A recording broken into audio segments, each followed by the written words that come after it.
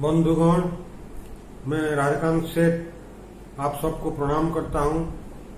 आज का ये एपिसोड में मैं आप लोगों को बताऊंगा एक महान धार्मिक प्रचारक के बारे में। वो महान धार्मिक प्रचारक थे गौतम बुद्ध, शाक्यमुनि बुद्ध, सिद्धार्थ गौतम। सभी लोग जानते हैं सिद्धार्थ गौतम बौद्ध धर्म के संस्थापक थे, फाउंडर थे और प्रचार किए थे और उसी का धर्म को बौद्ध धर्म के नाम में रूप में ग्रहण किया गया।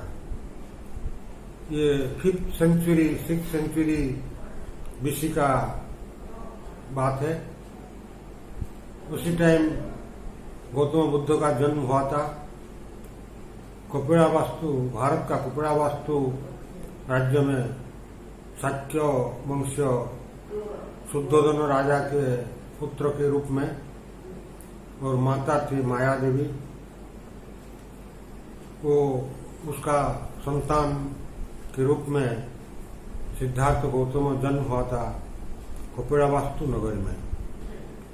वो राजा के संतान थे, राजपुत्र थे। सभी विलास व्यसनों में कोई अभाव नहीं था, परंतु ये सब बालक गौतम को, सिद्धार्थ गौतम को कुछ संतुष्ट नहीं कर पाया। वो बचपन से ही बहुत भावुक थे। ये संसार के बारे में वो बहुत भावुक थे। तो ये देखकर राजा शुद्धोधन उसको बाहर नहीं जाने दिया, तो राजा प्रासाद के अंदर, राज उद्यान के अंदर उसको रखा। परंतु एक दिन जब वो बाहर में घूमने के लिए आए रथ में, तो कुछ दृश्य देखे सिद्धार्थ गौतम ने। वो दृश्यों उसका जीवन को परिवर्तन कर दिया।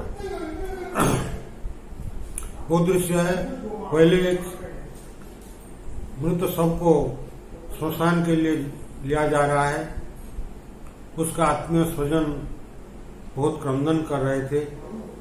ये दृश्य अति मार्मिक था। गौतम ने सोचा कि जीवन अनित्य है, ये संसार अनित्य है। एक न एक दिन मनुष्य को मरना है। जन्म हुआ तो अवश्य मृत्यु आएगा। भगवद गीता में भी लिखा है, जातस्य ही ध्रुवो मृत्यु, अर्थात जन्म होने के बाद मृत्यु सुनिश्चित है। जन्म और मृत्यु ये दोनों को कोई बदला नहीं सकता है। तो ये दृश्य देखकर सिद्धार्थ गौतम ने सोचा कि संसार अनित्य है। और एक दृश्य देखा, एक बूढ़ा आदमी वो कांप रहा था वार्धक्य पीड़ा से। वो देखकर ये देखा कि संसार में दुख है, सुख नहीं है। इसलिए सिद्धार्थ गौतम का मन विचलित हो गया। परंतु एक देखा कि एक सन्यासी को, जिसका कोई संसार नहीं था, लेकिन ये सन्यासी, उसका मन बहुत प्रफुल्ल था, बहुत प्रसन्न चित्त था। तो ये देखकर सिद्धार्थ गौतम ने सोचा कि सन्यासी जीवन अच्छा है, सबसे अच्छा है, तो सांसारिक जीवन अच्छा नहीं है। इसलिए एक रात में बिना कहकर वो चले गए वन में। तपो प्रशांत स वनम विवेश, अश्वघोष ने ऐसा लिखा है बुद्ध चरित्र में। तो तपस्या करने के लिए बाहर चले गए और तपस्या करने लगे। और ये पृथ्वी का दुख का कारण क्या है, इसको जानने के लिए वो बहुत मेडिटेशन किया, तपस्या किया, ध्यान किया। और बहुत दिन बाद बोधगया में उसका ज्ञानोदय हुआ। और सारनाथ में वो 4 नोबल ट्रूथ्स का प्रचार आरंभ किया, फर्स्ट सरमन एट सारनाथ। तो वो निष्कर्ष में आया गौतम बुद्ध ने कि संसार का दुख का कारण क्या है। तो वे अंत में निष्कर्ष दिया, कंक्लूजन दिया कि कामना दुख का कारण है मानव जीवन का। कामना विनाश में दुख का विनाश होता, कामना विनाश में दुख का विनाश हो सकता है। Desire is the cause of suffering, so cessation of desire leads to happiness. वो यदि आप कामना नहीं करेंगे तो आपका दुख नहीं रहेगा, आपका दुख का विनाश हो जाएगा। ये गौतम बुद्ध ने प्रचार आरंभ किया और सारे गंजेटिक प्लेन में जो गंगा के अववाहिका देश राज्य थे वहाँ घूम घूम कर वो लोगों के बीच प्रचार किया। ये संसार नित्य है, ये संसार क्षणस्थायी है, तो आप लोग सब सरल जीवन यापन कीजिए, ज्यादा तपस्या न कीजिए कि ज्यादा संसार में लीन ना हो जाइए, लिप्त ना हो जाइए। वो एक तो मिडिल पाथ है, वो मध्यम मार्ग में आप आइए तो आपको सुख मिलेगा, शांति मिलेगा, तुरंत में मोक्ष भी मिलेगा। निर्वाण, बौद्ध धर्म में इसको निर्वाण कहते हैं। तो गौतम बुद्ध अंत में कुशीनगर में उसका देहांत हुआ था, निर्वाण हुआ था, और उसका मृत्यु के बाद भी उसका बौद्ध धर्म बहुत जोर से सारा भारत में और अन्य देशों में फैल गया। बहुत लोग इस धर्म को अपनाए, राजा, बड़े बड़े राजा लोग भी बौद्ध धर्म को अपनाए, जैसे राजा अशोक। वो कलिंग युद्ध में ज्यादा रक्तपात देखकर उसका मन विचलित हो गया, महाराज अशोक का, मौर्य सम्राट अशोक का। इसका बाद में उसका मन परिवर्तन हो गया, चंडाशोक से धर्माशोक बन गया और बौद्ध धर्म को अपनाया, अहिंसा को अपनाया, हिंसा को परित्याग किया। King Ashok was smitten with remorse after the Kalinga War. वो धर्माशोक बन गया और बौद्ध धर्म का प्रचार करने के लिए कुछ पदक्षेप नहीं छोड़ा, सब पदक्षेप लिया और बौद्ध धर्म को प्रचार करने का पूर्ण प्रयास किया। और ऐसे ही जब जीवित थे गौतम बुद्ध, वो तो मौर्य सम्राट बिंबिसार के टाइम में थे, और जब उसका गौतम बुद्ध का देहांत हुआ उसी टाइम मौर्य सम्राट थे अजातशत्रु, बिंबिसार का पुत्र।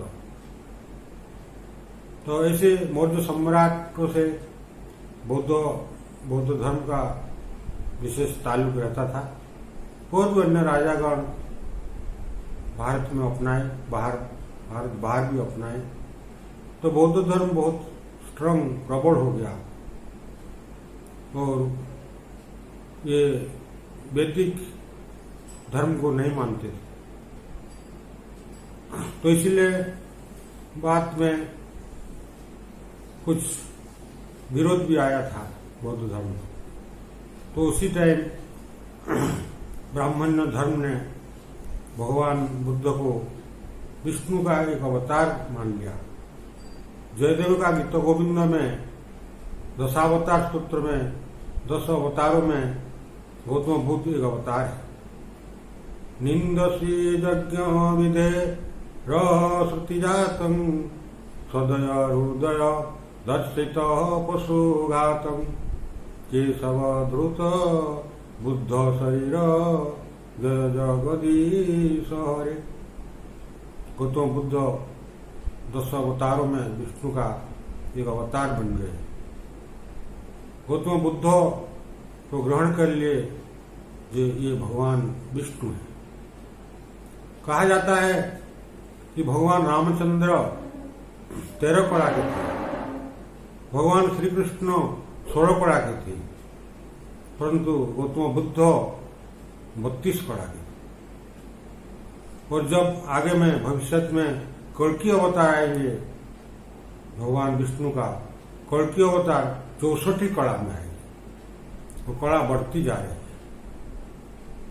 तो ऐसे गौतम बुद्ध बहुत बड़े बलवान शक्ति के साथ आए थे ये संसार को मुक्ति दिलाने के लिए। तो ये गौतम बुद्ध ने सदा सर्वदा कह रहे थे कि संसार नित्य है, ये संसार क्षणस्थायी है, स्थायी नहीं है, इसलिए आप सरल जीवन यापन कीजिए। तो उसका अंतिम शब्द था, बुद्ध's last words are subject to decay or compound things, strive for the honest। वो जो compound, this world is a compound world, that means it is योगी का संसार, जंजालमय संसार। तो इसी जंजालमय संसार में आपको मुक्ति शांति नहीं मिलेगी। तो आप क्या कीजिए, सरल जीवन यापन कीजिए और सच्चाई का जीवन अपनाइए। इसी में आपका सुख मिलेगा, शांति मिलेगा और अंत में निर्वाण मुक्ति मिलेगी। तो ऐसे थे भगवान बुद्ध। भगवान बुद्ध एक बहुत प्रसिद्ध अवतार थे विष्णु के, जो हमको मानना ही होगा। और इसलिए सारा विश्व में गौतम बुद्ध का नाम प्रचार हो गया। वो इंग्लिशमैन एडविन आर्नोल्ड ने कहा, Gautam Buddha was the light of Asia. Gautam Buddha Asia महादेश का आलोक थी, उजाला थी, रोशनी थी। But I think Gautama Buddha was not only the light of Asia, Gautama Buddha was the light of the whole world। सारे विश्व के वो आलोक थे, ये हमको स्वीकार करना पड़ेगा। तो बंधुगण, आज इतना ही। गौतम बुद्ध के बारे में कहना इतना सहज नहीं है, इतना कम समय में।